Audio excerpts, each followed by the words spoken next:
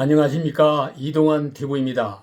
오늘은 심리적 안정감이었다는 이야기를 하고자 합니다. 구독 꼭 눌러주시기 바랍니다.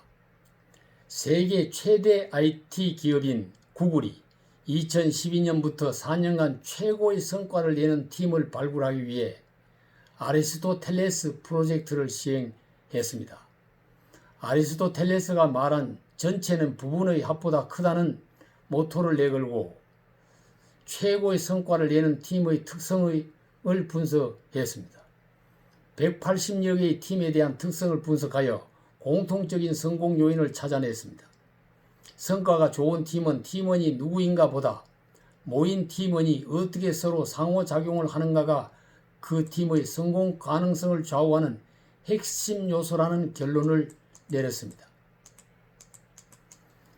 모인 팀원들 간의 상호작용을 통해 서로에게 긍정적인 영향을 미치고 팀원들이 속한 조직의 문화가 건강해졌을 때 성과가 만들어진다는 사실을 발견했습니다.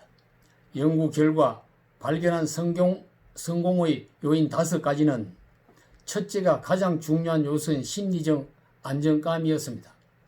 구성원 상호 간에 서로 상처받지 않고 자유롭게 말하고 행동할 수 있고 더 좋은 성과를 위해 위험을 감수해도 괜찮다는 자신을 갖는 것입니다. 둘째는 신뢰성이었습니다. 설정한 목표를 달성하기 위해 최선을 다할 수 있는 팀원들을 믿고 일을 맡길 수 있는 것이었습니다. 셋째, 조직 구조와 투명성이었습니다. 구성원 각자의 역할과 계획과 목표를 확실하고 분명하게 공유하는 것이었습니다. 넷째, 일의 의미였습니다. 구성원 각자가 하고 있는 일이 자신과 팀원들에게 얼마나 중요한지 아는 것입니다. 다섯째, 일의 영향력이었습니다. 내가 하는 일이 회사와 사회에 주는 영향과 변화를 아는 것이었습니다. 브루스 덕만은 모든 팀은 4단계를 거쳐 발전한다고 주장했습니다. 첫째 단계인 생산성은 팀의 목표를 달성하는 데 필요한 지식, 스킬, 공식화된 업무 프로세스, 문제 해결 역량을 말합니다. 두 번째 단계인 사기는 목표 달성에 대한 의욕, 자부심 그리고 팀원들의 응집력을 의미합니다. 세 번째 단계인 안정기에 접어들면 경험과 역량이 쌓이고 업무 수행의 방식이 안정되고 서로에 대한 신뢰가 강화됩니다. 네 번째 단계인 성취기가 되면 팀의 목표를 달성하게 되고 생산성과 사기가 모두 높은 고성과 팀이 된다고 합니다. 팀의 리더십은 팀원 모두의 역할이 되고 지속적인 발전에 대한 책임감을 공유하게 됩니다. 이 같은 고성과 팀은 카리스마 넘치는 리더가 필요하지 않고 리더십을 뛰어넘어 가슴 뛰는 비전을 공유하는 개개인들로 이루어진 팀을 개발하는 데 중점을 둬야 합니다. 지위를 통한 파워가 아닌 참여를 통한 신뢰적 관계가 고성과를 낼 수 있는 것입니다. 예를 들면 차범근 감독은 축구 선수 시절에는 독일에서 전설적인 선수였습니다. 그러나 귀국하여 축구 감독이 된 후에 성과를 올리지 못했습니다. 히딩크는 축구 선수 시절에 중간 정도의 보통 선수였습니다. 그러나 감독이 된 후에는 뛰어난 리더십을 발휘했습니다.